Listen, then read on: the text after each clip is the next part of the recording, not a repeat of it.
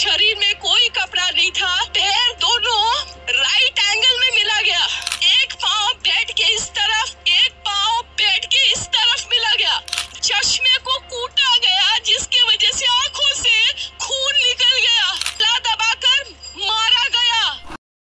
আজকের ভিডিওটা main topic হচ্ছে যে একজন অসহায় ডাক্তারকে নিয়ে, যিনি আসলে তার 36 ঘন্টা ডিউটির পরে তার নিজের হাসপাতালেই তার নির্মমভাবে মৃত্যু হয়েছে। এবং তবে আজকে আমার পক্ষ থেকে আমি যতটুকু চেষ্টা করেছি যে পুরো বিষয়টা আসলে কিভাবে হয়েছে এবং কি পর্যায়ে দিয়েছে এবং এটার আগে এবং পরে পুরো বিষয়টা আমরা আমাদের মতন করে খুব ছোট পরিসরে জানা এবং বোঝার চেষ্টা করব। তো এর ভিতরে প্রথম থেকে বলি, এই ডাক্তারটার নাম হচ্ছে মৌমিতা দেবনাথ। তো ডাক্তারের নাম হচ্ছে মৌমিতা দেবনাথ। তিনি ভারতের একটা সুনামধন্য মেডিকেল কলেজের স্টুডেন্ট ছিলেন এবং সেখানে পাশাপাশি তিনি ডাক্তারেও করতেন, প্র্যাকটিস করতেন। তো মেডিকেল কলেজটার নাম হচ্ছে আরজি কর মেডিকেল কলেজ হাসপাতাল। তো এখানে তিনি 36 ঘন্টা তার লম্বা টাইমের ডিউটি করার পরে তিনি তার রেস্টের জন্য একটা রুমে যান। তো আসলে বলা হচ্ছে যে তিনি যে রুমটাতে যান আসলে স্বাভাবিকভাবে ওই রুমটাতে যাওয়ার কথা নয়, এটা বলা হচ্ছে। কিন্তু আসলে এটার ভিতরের মূল ঘটনা হচ্ছে যে জানা গেছে যে আসলে তিনি ওই রুমটাতে ছিলেন না। তিনি যে ডক্টরস রুম আছে যেটাতে রাত্রে মানে ডাক্তারদের যে নাইট যাদের ডিউটি থাকে, তো ওই সমস্ত ডাক্তারদের একটা সময় তারা রেস্টের জন্য সেই ডক্টরস রুমে আর কি রেস্টের জন্য যান। তো তিনি ওই রুমে গিয়েছিলেন, কিন্তু কোনো কারণবশত আসলে চক্রান্তকারীরা তার সাথে আর কি এই অবস্থাটা করার জন্য বা এই খারাপ পরিণতি করার জন্য আসলে তারা প্ল্যানিং করে রাখছিলেন এবং তার সাথে এই জিনিসগুলো হওয়ার পরে, তাকে এইভাবে মারার পরে, তার সাথে তাকে রেপ বা ধর্ষণ করার পরে আর কি তাকে ওই রুম থেকে প্রমাণ মেটানোর জন্য আর কি তাকে এক জায়গা থেকে আসলে এই রুমটাতে স্থানান্তর করা হয় এবং সরকারের বাইরে পাবলিকালি এইভাবে জানানো হয় যে তিনি আসলে ওই রুমটাতেই ছিলেন এবং ওই রুমটাতে যাওয়ার পরে তিনি আত্মহত্যা করেন, এমনটা তার মা বাবাকে বলা হয়। আর এটার ভিতরে আর একটা জিনিস, সেটা হচ্ছে যে ফরেন্সিক রিপোর্টে জানা গেছে যে আসলে ইনার যে মৃত্যুবরণ হয়েছেন, এখানে প্রথমে ফোন করে বলা হয় যে তিনি আসলে আত্মহত্যা করেছেন, কিন্তু আসলে বিষয়টা সেরকম নয়। তিনি আত্মহত্যা করেননি, তাকে একদম মার্ডার করা হয়েছে এবং তাকে ধর্ষণ করার পরেই মার্ডার করা হয়েছে। সেখানে তার সাথে প্রথম পর্যায়ে আমরা যতটুকু জানতে পারছি যে তার সাথে জড়িত ছিল প্রায় 18 থেকে 20 জন মানুষ এবং 18 থেকে 20 জন মানুষ তার উপর অনেকভাবে অত্যাচার করেছে এবং তার শরীরের বিভিন্ন অঙ্গ প্রত্যঙ্গে অনেক ধরনের জখম বা দাগ রয়েছে, প্রায় 113 কি 20টি এরকম হবে হয়তো। তো বিভিন্ন জায়গায় কামড় খামচানোর দাগ এবং বিভিন্নভাবে ক্ষতর দাগ রয়েছে। এবং এছাড়াও তার শরীর থেকে পাওয়া গেছে প্রায় 151 গ্রাম পর্যন্ত সিমেন্ট, মানে যেটাকে আর কি স্পাম বলা হয় যেটা। তো এটা পাওয়া গেছে। আসলে এটা কখনোই একজন মানুষের কাজ নয় এবং সেটা ফরেন্সিক্সে বোঝাই গেছে প্রথম পর্যায়ে, কিন্তু এটা আসলে এক্স্যাক্ট যে অ্যাকুরেট যে ডিটেলস বা অ্যাকুরেট তথ্যটা আসলে প্রথম পর্যায়ে পাওয়া যায়নি, ধীরে ধীরে আসলে বের হয়ে আসছে। তো আজকে জানতে পারলাম বিষয়টা নিয়ে, আর সেটার পরে আসলে ভিডিওটা বানানো শুরু করলাম। তো আমি চাচ্ছিলাম যে আমি জিনিসটা নিয়ে আর একটু কিছু নতুন তথ্য এক জায়গায় করি এবং সেটার পরে একটা ভিডিও তৈরি করি। তো দেখলাম যে না, এখন এই মুহূর্তে ভিডিওটা বানানো দরকার। তো এরপরে আসলে অনেক কিছু আসবে, আর এটার জন্য জাস্টিস তো চাই।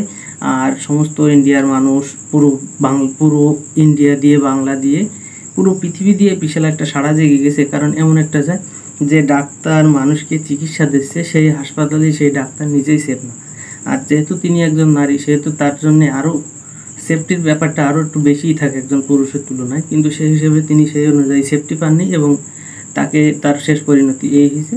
তো এটার ভিতরে আরও কিছু তথ্য পাওয়া গেছে, সেটা হচ্ছে যে তার এই অবস্থা করার সময় তার সাথে তিনি 4 জন ফ্রেন্ডের সাথে আর কি কলিগের সাথে তিনি খাওয়া দাওয়া করছিলেন, রাতে ডিনার করছিলেন এবং তারা সাথেই ছিল, পাশেই ছিল। এদের ভিতরে একজন তিনিও একজন মেয়ে। তো এই রকম পরিস্থিতিতে তাকে যখন রেপ বা ধর্ষণ করা হয়, সেই সময় ওই একজন মেয়ে, তার যে কলিগ ছিল, তিনি তার হাত এটকে ধরেছিলেন এবং এটার কিছু একটা আসলে ভিডিও তো আমার কাছে নেই, তবে এর কিছু ক্লিপ আমার কাছে রয়েছে, আমি চাইবো আমি পাশে সেগুলোকে অ্যাড করে দেবো। তো এই হচ্ছে বিষয়। তো এখানে অনেক সময় অনেকে অনেক ধরনের কথা বলতেছেন। তো প্রথম পর্যায়ে যেটা বলা যায় সেটা হচ্ছে যে এটা কোনো ধরনের আত্মহত্যা নয়, এটা হচ্ছে একেবারে ফুল প্ল্যানিং মার্ডার, যেটা একজন নারী ডাক্তারকে অনেকে মিলে একসাথে অনেক দিনের বা অনেক সময়ের প্ল্যানিংয়ের ফলে আর কি এই জিনিসটা করেছে। এবং এটা থেকে প্রথম পর্যায়ে সর্বপ্রথম পদক্ষেপ নিয়েছে এখানকার সরকার। সেটা হচ্ছে পদক্ষেপটা হচ্ছে এই যে নারী ডাক্তারের উপর আর কি, যে ডাক্তার সাথে এই আজকের এই দুরাচারিতা ঘটিছে। তো এই ডাক্তারের বিপক্ষে আসলে ওই কলকাতা বা পশ্চিমবঙ্গের সরকার প্রধান বলা হয় মমতা বন্দ্যোপাধ্যায়। তো তিনি আসলে এইভাবে বিষয়টাকে কন্ট্রোল বা হ্যান্ডেল করার চেষ্টা করেছেন যে ব্যক্তি মারা গেছে তাকে আসলে আমরা এইভাবে ছেড়ে দিই, যে মারা গেছে তাকে নিয়ে আর বেশি লাফালাফি না করি।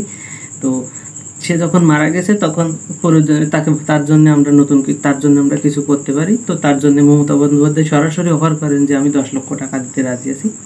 তো আসলে বিষয় হচ্ছে যে এই যে পুরো ঘটনাটা, এটা শুধুমাত্র একটা সাধারণ বিষয় বা সাধারণ ঘটনা নয়, যেখানে একটা দেশের সরকার ওই কোনো না কোনো কাউকে সাপোর্ট দিচ্ছে এবং সেটাকে বাঁচানোর চেষ্টা করতেছে এবং পুরো সিস্টেমটাকে একটা এলোমেলো পর্যায়ে তৈরি করছে। কিন্তু আসলে একজন ডাক্তার যে কিনা তার নিজের যান জীবন দিয়ে সমস্ত কিছু দিয়ে একজন রোগীকে সেবা করে তাকে বাঁচায় তুলতেছে, সেখানে সে নিজেই নিশ্চিত না, সেখানে সে নিজেই সুরক্ষিত না। আর এরকম পর্যায়ে যেখানে ভারতের মতন দেশে সবসময় বলা হয় মেয়ে পড়াও, মেয়ে শেখাও, মেয়ে বাঁচাও, তো এই ধরনের কথা বলা হয়।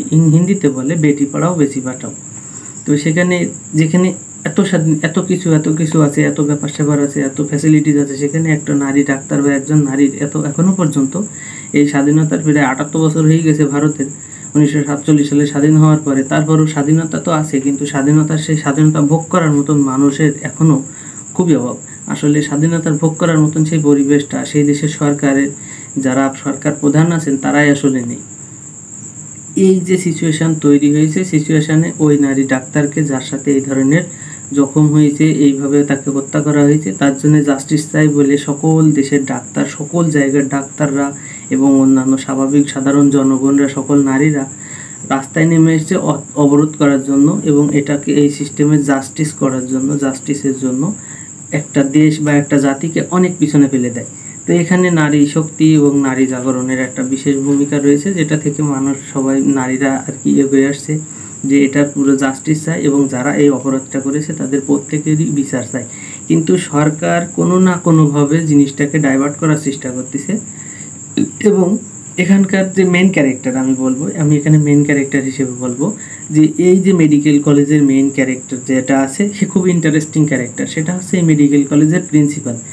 তার সম্পর্কেও কিছু তথ্য আছে, আমি দেওয়ার চেষ্টা করব। তো তিনি খুব একটা ভালো মানুষ নয়, তার সম্বন্ধে অনেক ব্যাড রেকর্ড আছে এবং ইনি খুব প্রভাবশালী একজন লোক, যে কিনা মমতা বন্দ্যোপাধ্যায়ের খুব ক্লোজ লোক। সেহেতু তিনি মমতা বন্দ্যোপাধ্যায় এই মানুষটাকে বাঁচানোর জন্য কিংবা এখানে এর ভিতরে আরও অনেক আছে, যেহেতু একজন মানুষের পক্ষে সর্বোচ্চ 10 থেকে 15 গ্রাম স্পাম একবারে ডেলিভারি করার ক্ষমতা থাকে, উপরে গেলে দেখা গেল 20-25 গ্রাম পর্যন্ত সম্ভব। তবে সেটা খুব কষ্ট করার পরে, খুব অনেকবার ট্রাই করার পরে সেখানেই একজন মানুষের শরীরে 151 গ্রাম পর্যন্ত স্পাম পাওয়া যাচ্ছে, সিমেন্ট পাওয়া যাচ্ছে। মানে সেটা কখনোই একজনের কাজ না। যেহেতু একজনের কাজ না, সেহেতু এখানে অনেকজন জড়িত। আচ্ছা, অনেকজন যেহেতু জড়িত, সেহেতু এখানে এই অবস্থাতে আজকে সেই 9 তারিখে ঘটনাটা ঘটেছে, আর আজকে 17-18 তারিখ এই পর্যন্ত খুব একটা কোনো মানুষের আইনের আন্ডারে নেওয়া হয়নি।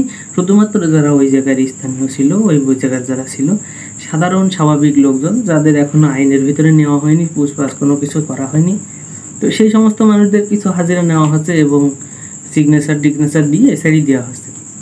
তো এর পিছনে আরও অনেক কিছু ঘটনা লুকিয়ে আছে, যেটা এখনও প্রকাশ্যে আসেনি এবং আইনের চোখে পড়েনি। তো এখন সিবিআই জিনিসটাকে কন্ট্রোল করছে। তো এর ভিতরে এই হাসপাতালে কর্মরত আরও একজন ডাক্তারের অন্য একজনের সাথে কথা বলার আমি কিছু সাউন্ড রেকর্ড এখানে দেব। তো এই বিষয়টা শুনলে, এই কথাগুলো শুনলে আসলে আশা করি আপনারা বুঝতে পারবেন যে আসলে ডাক্তারের সাথে কি হয়েছিল বা ওই সময় কি হয়েছিল। হ্যাঁ, তো বলো এবার। বলছি ওটা হয়েছে কি বলতো, ও 2টো অবধি পেশেন্ট দেখেছে, ঠিক আছে? রাত্রি 2টো? রাত্রি 2টো, ঠিক আছে।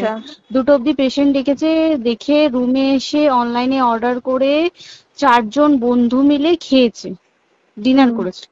করে ও খুব টায়ার্ড ছিল, যেহেতু 36 ঘন্টা ডিউটি ছিল, টায়ার্ড ছিল। ও কি করেছে, ওই সেমিনার রুমে গিয়ে শুয়ে পড়েছে একটা রেড কালারের ব্ল্যাঙ্কেট ঢাকা দিয়ে।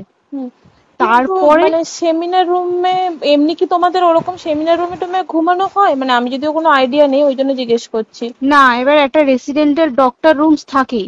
আচ্ছা বুঝতে পেরেছিস? তারপরেও সেমিনার থাকে।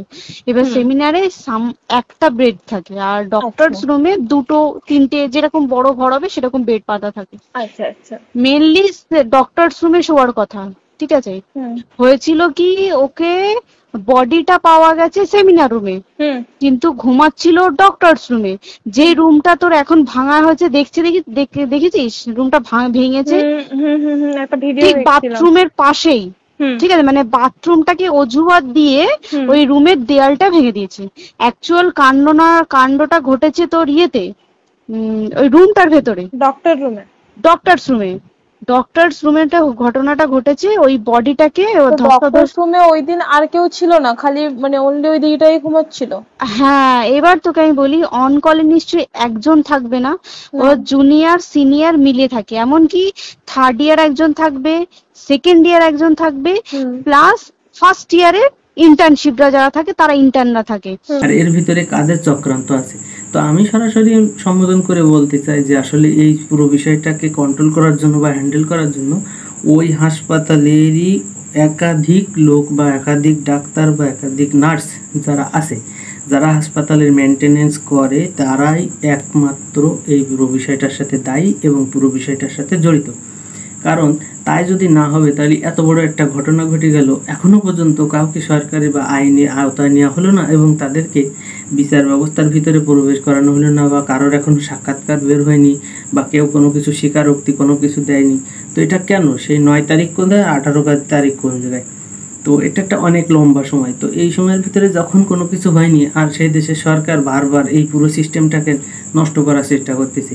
মানুষ যখন আন্দোলনের জন্য রাস্তায় বের হয়েছে, জাস্টিসের জন্য রাস্তায় বের হয়েছে, তখন একদল 1000 সদস্যের মানুষ এসে ওই আন্দোলন বা ওই জাস্টিস চাহিদা যে সমস্ত নারী যারা আন্দোলনকারী ছিল সবার উপর হামলা করে এবং তাদেরকে ছড়াই ছিটিয়ে দেয় এবং তাদের উপর টিয়ার শেল বা মারে বা ব্যবহার করে। তো এগুলো আসলে বাইরের কোনো মানুষ তো আসলে কখনোই করবে না। স্থানীয় লোক থাকবে এবং এদের কিছু মেনটেনেন্স থাকবে যারাই আসলে এই জিনিসটাকে অ্যারেঞ্জমেন্ট করতেছে এবং তাদের উস্কানি দিচ্ছে, এবং সেটার ফলে আর পুরো সিস্টেমটাকে হেলোমেলো করে রাখতেছে, একেবারে টালমাটাল অবস্থা, যাতে ওই মানুষটা জাস্টিস না পায়। কোনো এই সমস্ত যারা এর পিছনে জড়িত, এই ধরনের র্যাকেটের পিছনে যারা জড়িত, তারা যাতে সামনে